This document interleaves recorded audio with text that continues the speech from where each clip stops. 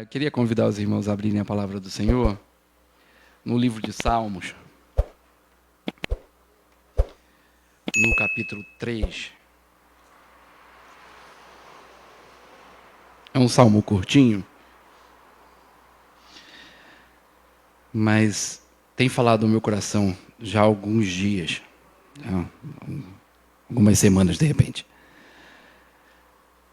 Diz assim: Senhor, como os números dos meus adversários têm crescido, muitos se levantam contra mim. Muitos dizem de mim, em Deus não há salvação para ele. Mas tu, Senhor, és o escudo ao meu redor, a minha glória, aquele que levanta a minha cabeça. Clamo ao Senhor com a minha voz, e ele me responde do seu santo monte. Eu me deito, durmo e acordo, pois o Senhor me sustenta. Não tenho medo de milhares que me cercam. Levanta-te, Senhor, salva-me, meu Deus, pois atinges no queixo todos os meus inimigos, quebras os dentes dos ímpios. A salvação vem do Senhor. A tua cabeça está sobre o teu povo. Louvado seja o nome do Senhor. É um salmo de Davi, né? E aqui no texto mesmo diz, né? Não sei se tem observações na minha Bíblia, e que é um salmo de Davi quando ele fugia do filho dele. Né? Davi teve alguns problemas com os filhos, né? Não só com ele. Né?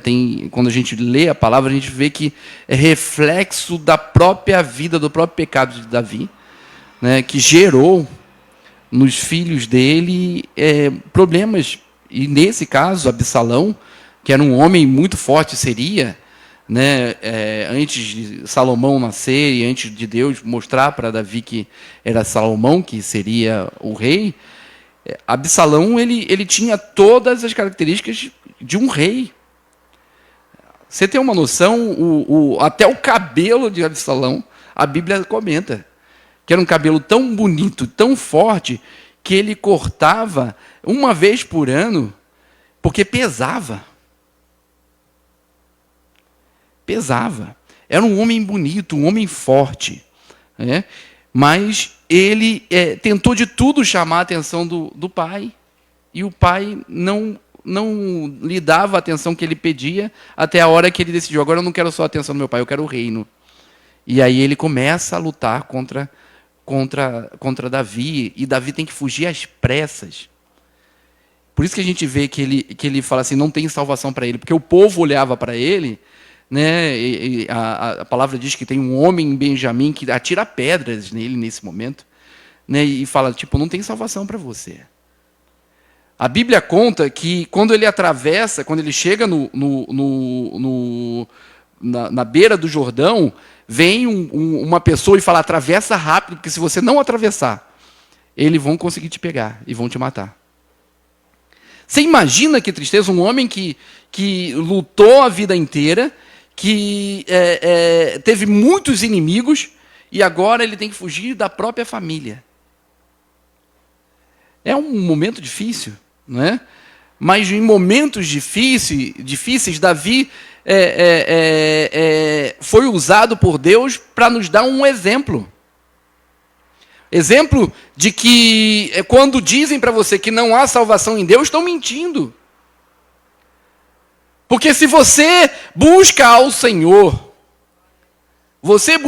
Ele vem ao teu socorro. Ontem à noite, eu dei uma saidinha com a Camila, com as crianças, e aí, na volta, eu estava lá ligado na rádio, eu lembro nem qual rádio que era, uma das rádios evangélicas que está no carro, né? E aí a gente ligou e apareceu lá, e um irmão estava falando um testemunho, dizendo que na Índia, uma mulher ela não servia a Deus, mas tinha ouvido um missionário falar de Jesus, que vinha a seu socorro quando você precisasse, você entregasse sua vida a ele não abandonava os seus.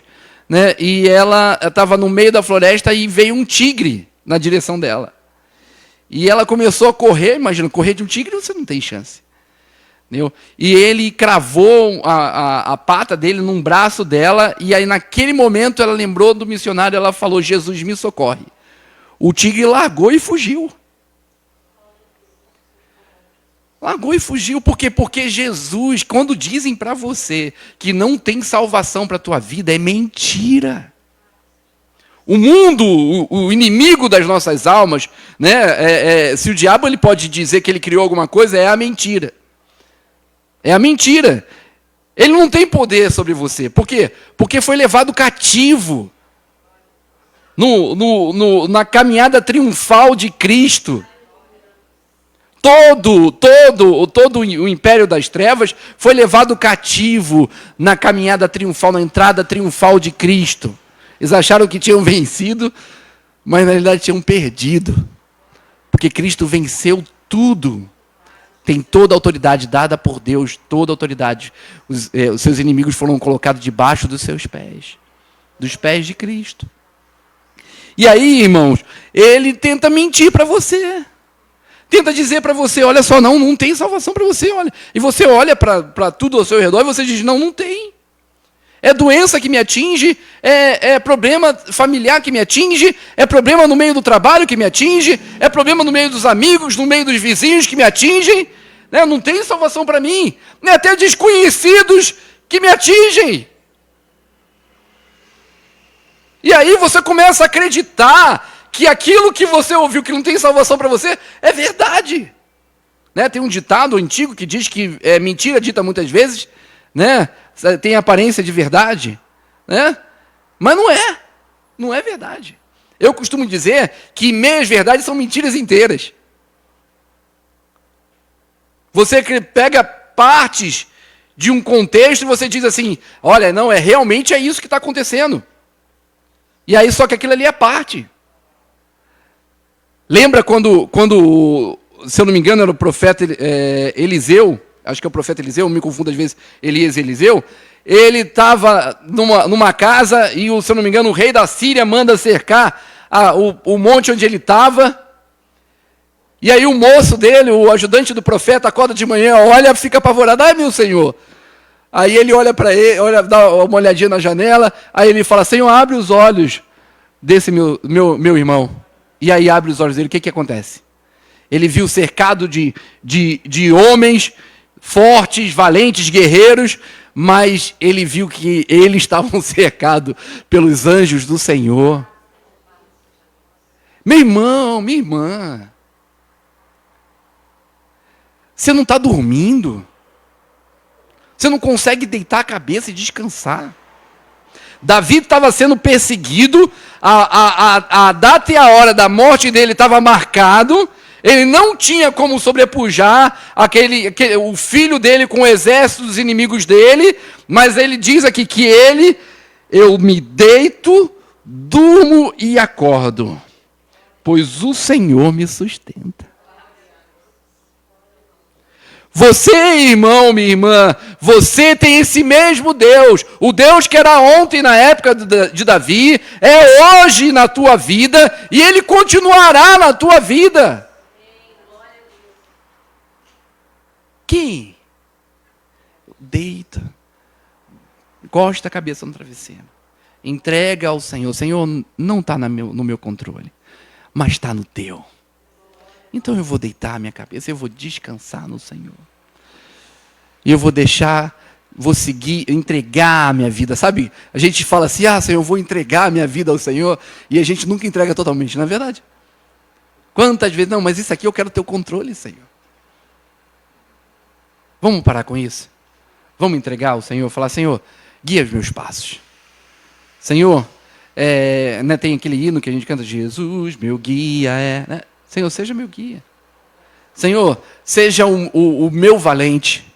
Senhor, seja o meu salvador. Senhor, seja o meu sustento, aquele que me sustenta, o meu remidor. Senhor, seja o meu Deus, seja o meu tudo. Senhor, não pega um pedaço da minha vida só, não, pega ela toda. Senhor, eu quero pertencer ao Senhor. A salvação vem do Senhor. A tua bênção está sobre o teu povo. Essa é a verdade. Essa é a verdade. A salvação vem do Senhor.